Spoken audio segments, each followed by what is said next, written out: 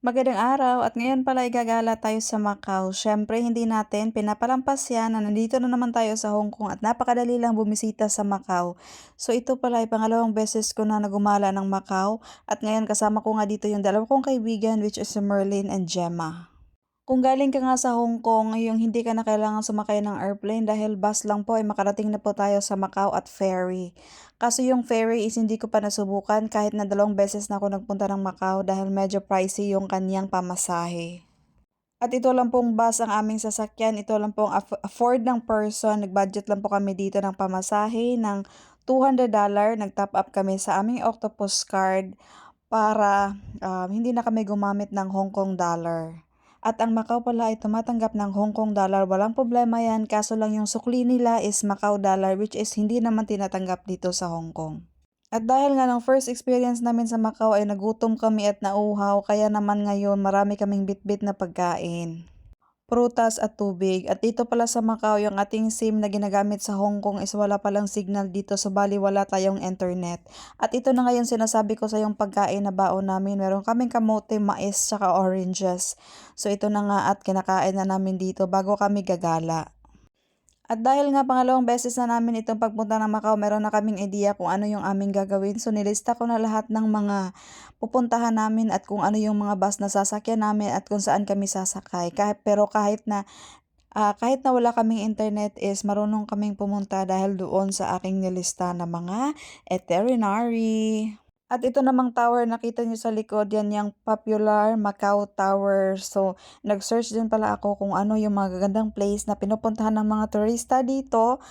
Kaya yun yung aming mga pupuntahan at isa nga dyan nakita ko yung Macau Tower. Ang laki ng tiyan ko dyan, hayaan nyo na malusog ang person dahil marami kaming pagkain sa bahay.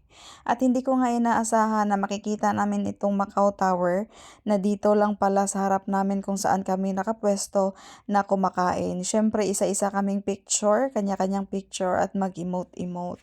Dito nga ay napakalinis at dahil maagang maaga kami, alas 6 pa lang ay umalis na kami ng Hong Kong at kami yung unang nakapila doon sa immigration sa Macau kaya nakapunta kami dito ng walang katao-tao. So tingnan nyo naman, mag-isa ako naglalakad dyan at makita nyo sa dulo na nandun yung Macau Tower.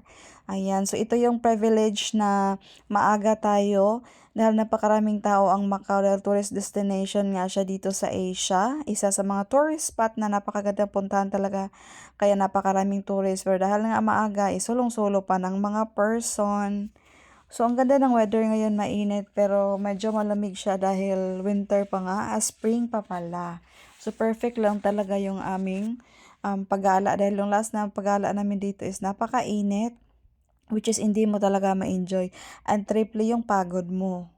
So, ayan na nga at naglalakad na ang mga person. Magpunta kami doon sa harap ng Lesboa para pa-picture. Casino Lesboa, isa sa mga popular na casino hotel.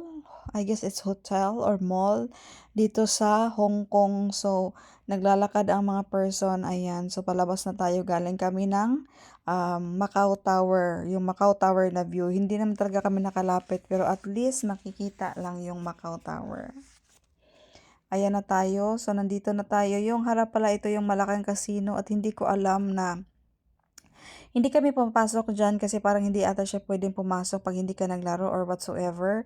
And wala din kami masyado nakikitang tao na pumapasok na mga regular yung parang turista. So, ito pala yung itsura ng Macau, di ba? Napakalinis at napakaraming tao. At alam niyo ba yung salita dito? Portuguese yung salita nila, di ba? So, hindi sila Cantonese, hindi sila, ano pa yung tawag doon, hindi sila Chinese, kundi Portuguese yung salita nila dahil dati raw sinasakop ang Macau ng Portuguese, ano ba yun, mga tao, mga leader. At ngayon naman ay makikita nyo dito, ito yung Senado Square. Ayan, so, hindi ko alam kung nag-o-open pa yan, meron pa yung office. Basta ang tawag dyan ay Senado Square and feeling mo is parang nasa Europe ka. Ganitong mga lugar. And sa dulo naman ito yung ruins of Saint Paul. O di ba nakita nyo dyan na napakaraming tao and sa paligid pala yung napakaraming mga pre-taste na binibigay. Kasi maraming mga turista nagpupunta, siyempre yung mga turista is magbibili ng mga pasulubong sa mga kamag-anak nila, kaya napakaraming free taste dito, mabusog ka talaga sa free taste. So kami, kain lang ng kain ng free taste, hindi naman bumibili dahil medyo pricey din yung mga bilihin. So ayan na, napakaraming tao dito at mag-picture-picture kami dito kasama yung aking mga friendly and napakarami nga naming picture, walang humpay na mga picture.